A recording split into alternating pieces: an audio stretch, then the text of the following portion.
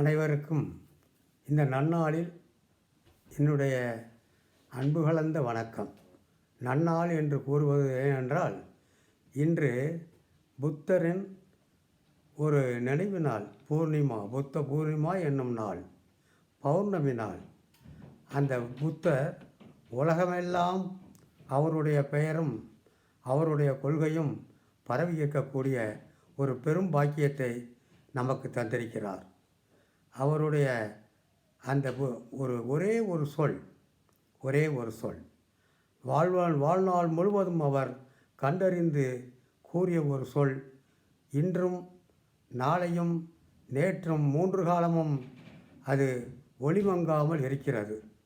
மனிதர் குலம் துன்பமில்லாமல், துயரமில்லாமல், கவலை இல்லாமல் இருப்பதற்கு ஒரே ஒரு காரணம் கூறினார். ஆசையை அடக்க வேண்டும்.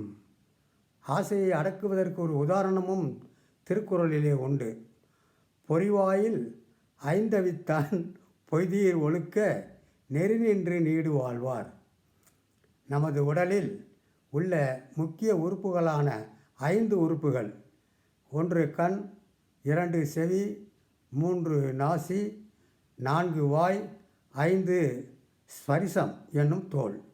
இந்த 5 விதமான கருவிகளிலும் வரக்கூடிய உணர்வுகளை ஒருமுகப்படுத்தி அதை நாம் நல்வழிப்படுத்தினால் அதுவே நமக்கு இந்த ஆசை எனும் பெரும் நெருப்பிலிருந்து விடுதலை தரும்.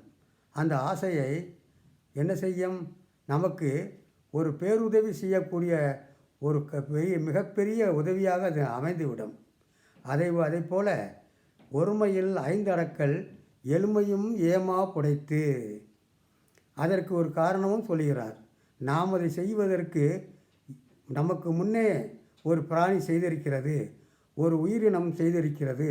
அது என்னவென்றால் 300 ஆண்டுகள் காலம் உயிர் வாழ்ந்த அது ஒரு உயிரினம். அது என்ன என்பது எல்லோருக்கும் தெரியும்.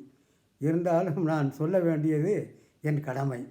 ஒருமையில் 5 அடக்கல் எளிமையும் ஏமா புரைத்து.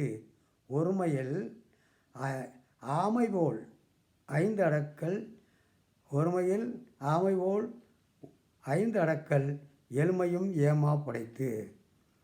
அந்த ஆமையானது தன்னுடைய நான் முதலில் கூறிய 5 உறுப்புகளையும் அது எப்பொழுதுமே திறந்து வைத்து கொண்டிருக்காமல், கண்ணை மூடியிருந்தாலும் கூட கனவொன்று ஒன்றை காணாமல் அது அமைதியாக இருப்பதால் அதிகமாக வாழும் பிராணி உயிரினம் என்பது ஆமை. அதை போல நாமும் இந்த 5 விதமான அந்த புறக்கருவிகளையும் அளவோடு நாம் உபயோகித்தால் நாமும் ஒரு புத்திமானாக ஆவோம். புத்திமான் என்றால் எப்படி? கேளில் பொறியிலவே என் குணத்தான் தாளை வணங்கா தலை. இந்த உலகில் 8 விதமான என்ன உண்டு? உயர்வு உண்டு. அந்த உயர்வு என்பது 1 அவன்தானே, 2 இன் அருள், 3 உணர்ந்தனன், 4 மூன்றினில் நின்றனன், 5 வென்றனன், 6 விரிந்தனன், 7 உம்பர் சென்றனன், 8 தானே உணர்ந்தனன் என்று அந்த 8 விதமான குணங்களிலும் நாம் சிறப்பாக இருப்போம் என்று கூறி, இத்துடன் இந்த புனித நாளிலே எல்லோருக்கும் ஒரு கவிஞர் காளமேக புலவர் வாழ்த்திய அந்த ஒரு வாழ்த்து பாடலை நான் இங்கே கூறி அதை நான் பேசியதை நிறைவு செய்ய நினைக்கின்றேன்.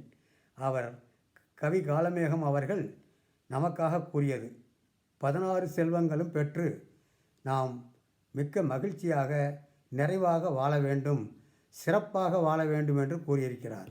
1 புகழ், 2 கல்வி, 3 வீரம், 4 சந்தானம், 5 துணிவு, 6 தனம், 7 அதிதானியம், 8 சௌபாக்கியம், 9 போகம் என்றால் அனுபவிப்பது, அறிவு, அழகு, பெருமை, அறம், நோயின்மை, தீர்க்காயுள். இந்த 8 செல்வங்களும் நாம் பெற வேண்டும். பெறுவதற்கு அந்த ஆமையைப் போல 5 உறுப்புகளையும் நாம் அளவோடு பிரயோகித்து நல்ல எண்ணங்களை வளர்த்து கொண்டு, வள்ளலார் கூறியதைப் போல பசித்திரு, விழித்திரு, தனித்திரு என்று கூறியிருக்கிறார். அதனுடைய அர்த்தம் ஒவ்வொரு விதமான அர்த்தம். ஒரு வார்த்தைக்கு 100 அர்த்தம் சொல்லலாம். அதை போல வள்ளலாருடைய கொள்கையிலே நாம் நின்று 16 செல்வங்களையும் பெற்று நீடூழி வாழ்வோம் வாழ்வோம் வாழ்வோம் என்று கூறி நன்றி, வணக்கம், நன்றி.